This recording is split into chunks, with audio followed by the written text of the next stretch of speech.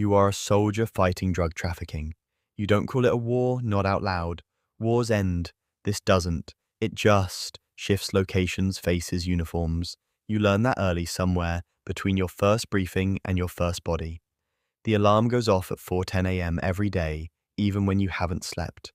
You lie still for a moment, listening to the bass breathe, generators humming, boots on concrete, someone coughing 2 rooms over. The air smells like dust, oil, and instant coffee. You put on the same gear you put on yesterday, same vest, same rifle, same patch stitched crooked because the tailor was in a hurry. You check your phone, no new messages. That's normal. People stop asking how you're doing once they realize there's no answer that fits in a sentence. The briefing is short, coordinates, satellite photos, a name you won't remember. High-value corridor, someone says, tapping the screen. Trucks move through it at night. Money moves through it always. The drugs won't be there when you arrive. They never are, but something else will be. You nod when everyone else nods. You don't ask questions. Questions slow things down, and slowing things down gets people killed. The ride out is quiet. Vehicles packed tight, radios low. The road is a ribbon of cracked asphalt and dirt, cutting through land that looks empty until it isn't. You watch villages slide past, cinder block houses, laundry flapping like surrender flags, kids on bicycles who stop and stare. They know the sound of engines. They know what follows. You tell yourself you're here to stop poison from crossing borders. You tell yourself that somewhere, someone won't overdose because of what you're doing today. You don't say it. You don't think it too hard. You've seen enough to know the math never works out clean. The first stop is a checkpoint that isn't on any map, a line of burned out tires, a rusted sign with bullet holes. You dismount. Heat presses down on you, heavy and personal. Your helmet traps sweat. Your gloves are already damp. An old man approaches, hands up, moving slow. He says something you don't understand. Your interpreter answers. They talk. You watch the man's eyes, not his hands. You've learned that too. Nothing happens. That's the best outcome. You wave him through. He shuffles away without looking back. 2 kilometers later, it changes. The lead vehicle stops hard. Radios crackle. You move without thinking, training taking over where thought would get in the way. There's a compound ahead. Walls too new, cameras too cheap, dogs barking from somewhere inside. This is the place. You stack up. You wait for the signal. In that pause, time stretches thin. You notice details that won't matter later. A crack in the wall shaped like a river. The smell of fertilizer. A bird lifting off from a power line. Then the gate comes down. Noise replaces everything. Shouting. Dogs. Gunfire that sounds flat and sharp at the same time. You move forward because that's what the person in front of you is doing. You don't feel brave, you don't feel afraid, you feel precise. Inside, it's chaos arranged like a business. Ledgers on a table, scales, plastic wrap, phones buzzing with messages no one will answer now. A man runs, he trips, someone else fires. The man doesn't get up. You look at him longer than you should. He's young. Everyone is young when they're lying still. There's a woman in the back room. She's holding a child. The child is crying without sound, mouth open, face red. The woman meets your eyes.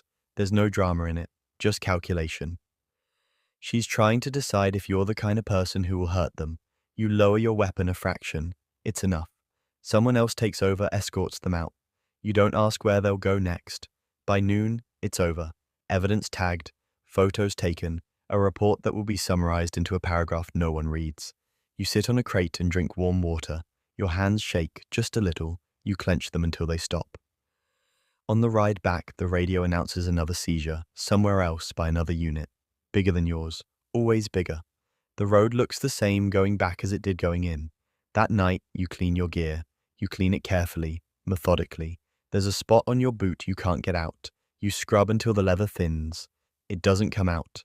You dream of doors you can't open. Of corridors that keep splitting. You wake before morning, heart steady, mind blank.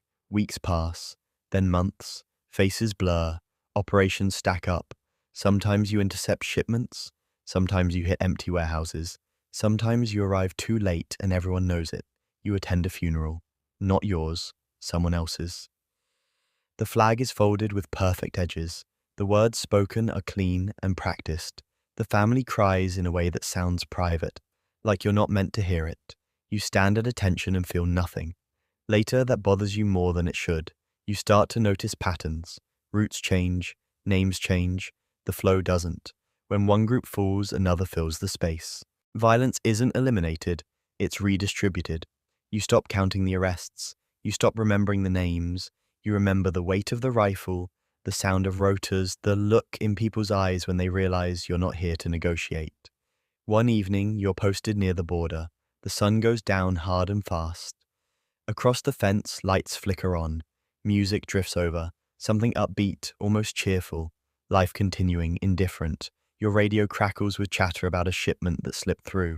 Hundreds of kilos, enough to flood a city, enough to kill people you'll never see. You don't react. There's nothing to do. You log it. You wait. When your tour ends, they thank you, shake your hand, give you a plaque with your name spelled correctly.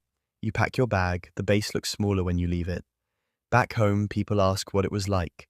You say hot, or complicated, or fine. You sleep in a real bed and still wake up at 4:10 a.m. You notice exits in restaurants. You watch hands. Sometimes, on the news, you see footage from places you recognize. A different unit, a different year, same story. The anchor uses words like crackdown and major blow. You know better than to argue.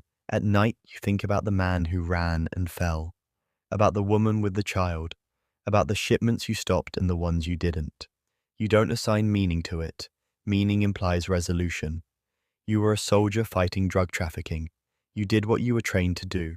The roads are still there, the corridors still move. Somewhere another alarm goes off at 4:10 a.m. and someone else puts on the same gear. You turn off the light, the room goes dark. The war doesn't.